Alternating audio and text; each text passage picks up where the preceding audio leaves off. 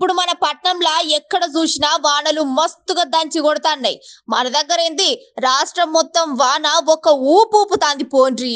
ఇక చిన్న చిన్న ఊళ్ళల్లో అయితే మొన్నటి సంది 3 రోజులలో పడ్డ వానలకు చిన్న చిన్న చెరువులు నిండి ఏకంగా మత్తలు దుంకుతాన్నాయి. అయితే ఇక్కడ మనం మాట్లాడుకోవాల్సిన ఇంకో ముచ్చట ఏందంటే ఇప్పుడు పడే వానలకు ఎవ్వరు ఏ తీరుగా తిప్పలు పడుతున్నారో తెలియదు గాని మన తాన రైతులు మాత్రం మస్తు ఖుషి అవుతున్నారు.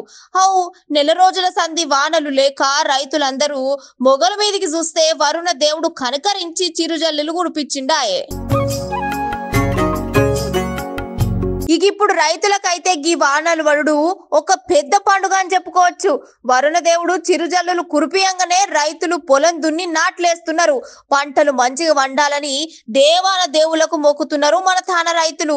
చూడాలేగా ఈ 7 పంటలు ఏ తీరుగా పండుతాయో మరి.